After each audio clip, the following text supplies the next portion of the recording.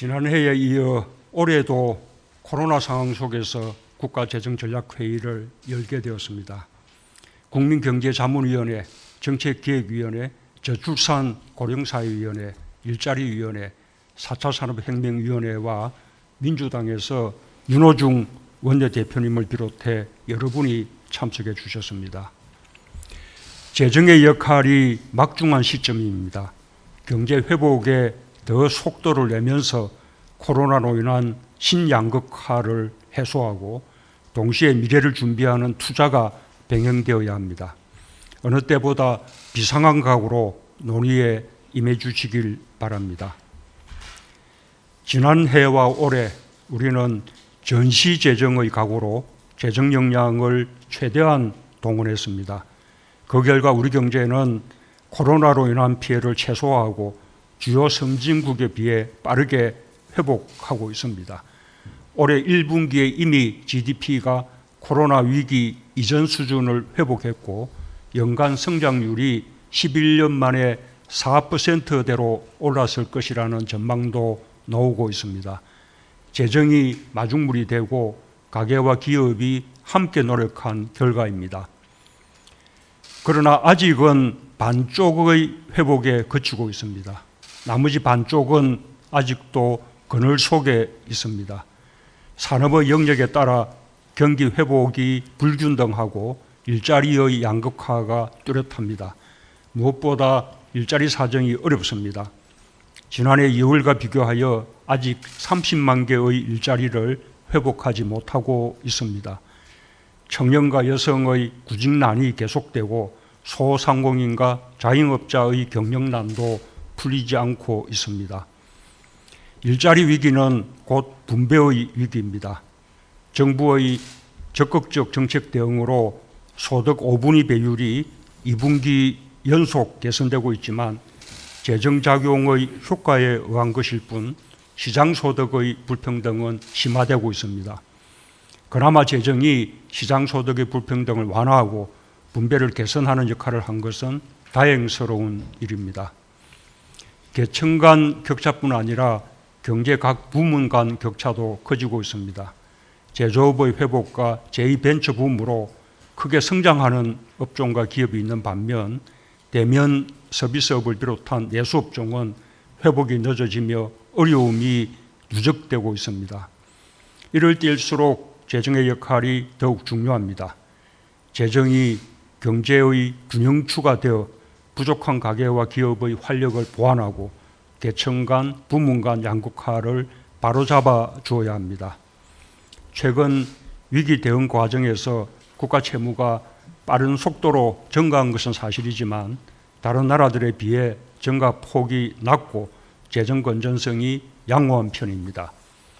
확장 재정을 요구하는 의견과 재정 건전성을 중시하는 의견이 엇갈리고 있지만 적어도 내년까지는 경기의 확실한 반등과 코로나 격차 해소를 위해 확장 재정 기조를 유지할 필요가 있다고 봅니다.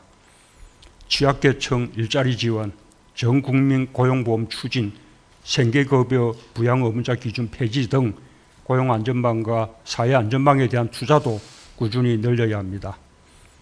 재정정책의 효과를 극대화하기 위해서는 속도와 타이밍이 무엇보다 중요합니다. 올해 예산을 신속하게 집행하는 한편 방역 상황과 경제 여건 변화에 곧바로 대처할 수 있도록 필요하다면 큰 폭으로 증가한 추가 세수를 활용한 추가적인 재정 투입 가능성을 열어두어야 하겠습니다. 더 나은 미래로 도약하기 위해서도 재정이 탄탄한 디딤판이 되어야 합니다. 코로나 이후의 주도권을 차지하기 위해 세계 각국은 치열하게 경쟁하고 있습니다. 미국과 EU 같은 선진국들도 디지털 그린 경제 전환 속도를 높이고 글로벌 공급망을 자국 중심으로 재편하기 위해 정부 주도의 대규모 투자에 나서고 있습니다. 우리도 뒤질 수 없습니다.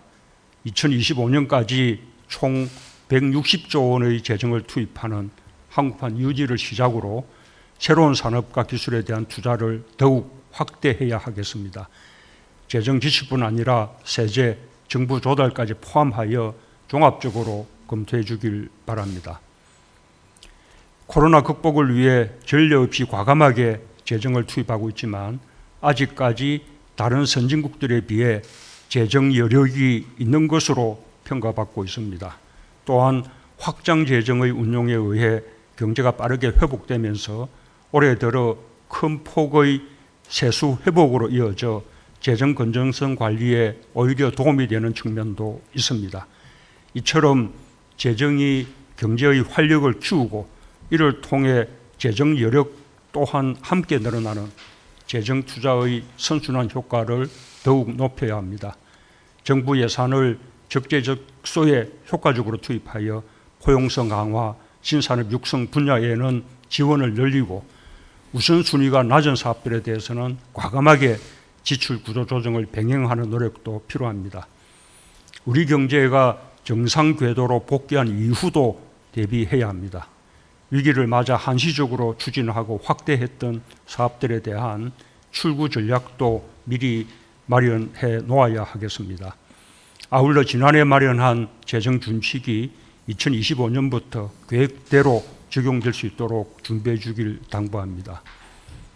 우리 정부의 남은 임기 1년이 코로나 이후 대한민국의 미래를 결정할 것입니다. 오늘 회의가 완전한 위기 극복과 선도국가 도약을 앞당기는 한편 재정 건전성도 함께 관리해 나갈 수 있도록 정부 역량을 결집하는 계기가 되길 바랍니다. 감사합니다.